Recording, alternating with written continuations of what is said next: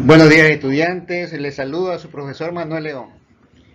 El tema de hoy es cómo reconocer y cómo elaborar una tabla de distribución de frecuencias. Y ustedes dirán, ¿para qué nos sirve esto?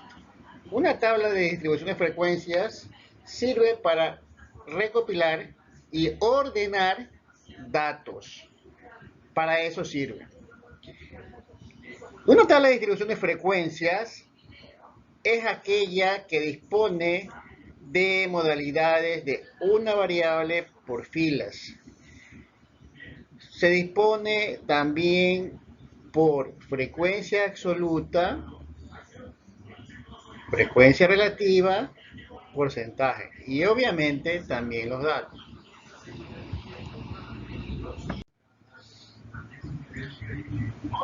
En una tabla de distribución de frecuencias tenemos varias filas y columnas, ¿no? En este caso las columnas están dadas por X los datos, F la frecuencia absoluta, FR frecuencia relativa y el porcentaje.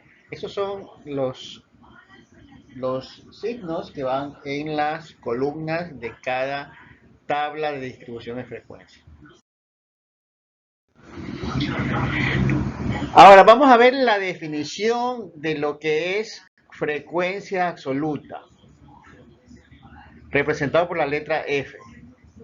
La frecuencia absoluta no es otra cosa que el número de veces que se repite un dato.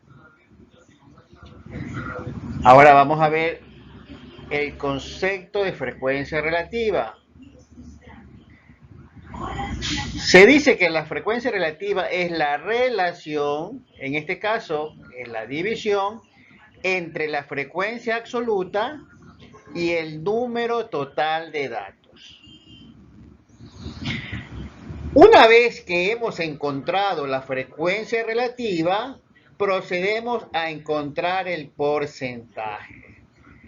El porcentaje es, en otras palabras, la multiplicación de la frecuencia absoluta, de la frecuencia relativa por 100. En otras palabras, el porcentaje en esta tabla de distribución de frecuencias es la multiplicación de la frecuencia relativa por 100.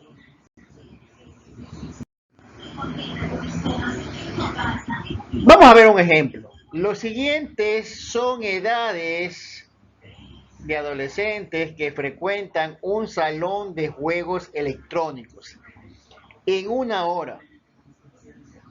Elabora una tabla de distribución de frecuencias y nos dan las edades 13, 12, 14, 15, 12, 11, 10, 12, 16, 15, 13, 16, 15, 12, 11, 10, 12, 11, 14, 15. Ahora bien, ya tenemos los datos, es decir, X, ¿no? El número de datos, hay 4, 8, 12, 16, 20, ¿no? Hay 20 datos, ¿no? Ahora, contando o definiendo las frecuencias absolutas, ¿no? Si recordamos el concepto de frecuencia absoluta, nos damos cuenta que la frecuencia absoluta es el número de veces que se repite un dato, ¿no? En este caso nos damos cuenta que 16 se repite 2 veces, ahí lo tenemos subrayado con amarillo. El 15 se repite 4 veces, el 14 se repite 2 veces, lo tenemos subrayado con un color medio rosado.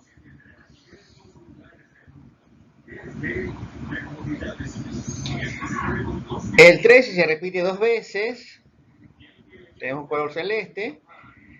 El 12 se repite 5 veces. El 11 se repite 3 veces, tenemos un color violeta. Y el 10 se repite 2 veces. Entonces, ya una vez hecho esto, calculamos las frecuencias relativas. En este caso, dividimos, ¿no? Una vez que ya hemos encontrado la frecuencia absoluta, que son el número de veces que se repite cada dato, dividimos, ¿no?, la frecuencia absoluta para el número total de datos, ¿no? En este caso, vamos a calcular la frecuencia relativa, ¿no? Tenemos entonces, ya como habíamos dicho anteriormente, hay 20 datos, ¿no? Quiere decir que cada frecuencia absoluta tenemos que dividir para 20, lo que nos da como resultado lo siguiente. Primero, la primera, que es 16, que se repite dos veces, dividimos 2, que es la frecuencia absoluta, dividido para 20, me da 0,1. La segunda, que es frecuencia absoluta, que es 4, dividido para el número total de datos, que es 20, 4 dividido para 20, 4 dividido para 20, que es 0,2. Luego la siguiente frecuencia, que es 2, obviamente va a ser lo mismo, ¿no? No lo vuelvo a hacer porque ya tengo hecho, ¿no?, que es 0,1, ¿no? Luego seguimos con 12, que se repite 5 veces. Entonces dividimos 5 para 20, es igual a 0,25. 3 para 20, que es igual a 0,15. Con esto ya dividido y encontrando la frecuencia relativa, calculamos los porcentajes. Es decir, multiplicamos la frecuencia relativa por 100. En el primer caso, 0,1.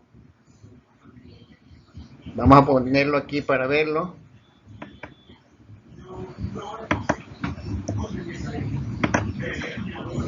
0,1 multiplicamos por 100 y me da el 10%.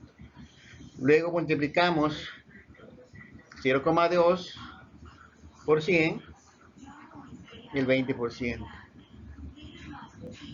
Luego 0,25 por 100, 25%. Y por último 0,15 por 100, 15%.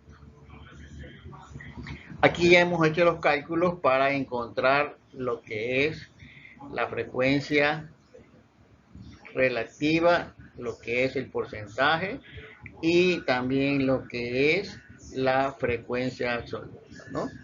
Vamos a repetir para que quede bien claro, ¿no?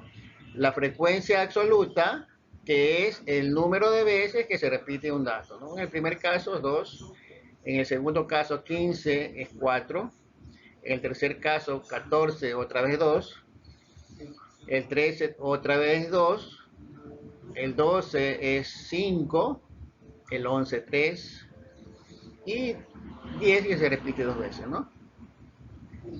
Calculamos la frecuencia relativa, dividimos la frecuencia absoluta para el número total de datos. La frecuencia absoluta para el número total de datos y encontramos la frecuencia relativa. Entonces dividimos 2 para 20, 0,1. Como son tres valores que son 2, solamente divide una vez, ¿no? Los otros, si son 2, se repite y se pone otra vez lo mismo, ¿no? 0,1. Luego tenemos 4 dividido para 20, 0,2. 5 dividido para 20, 0,25. Y 3 dividido para 20, 0,15, ¿no?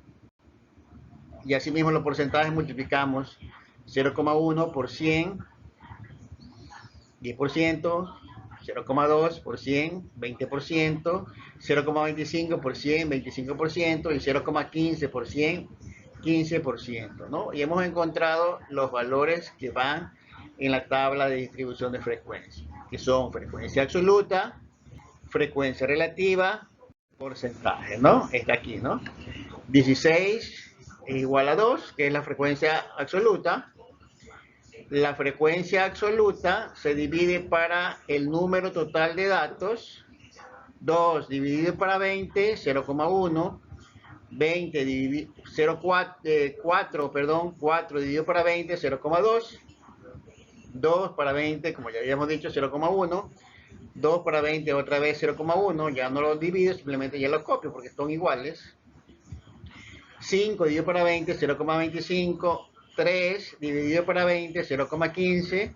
2 dividido para 20, 0,10, ¿no?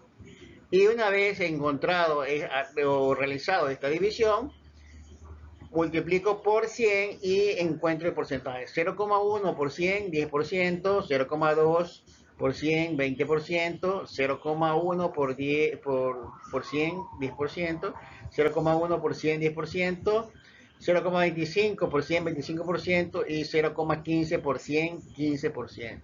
Sumando me va 30, 40, 50, 40 y 10, 50, 50 y 50, 100, ¿no? Que es el 100%. Aquí tengo una tabla de distribución de frecuencias realizada de la manera más simple posible. Y otra vez vuelvo a recalcar, esta es una tabla de distribución de frecuencias. ¿Qué es una tabla de distribución de frecuencias?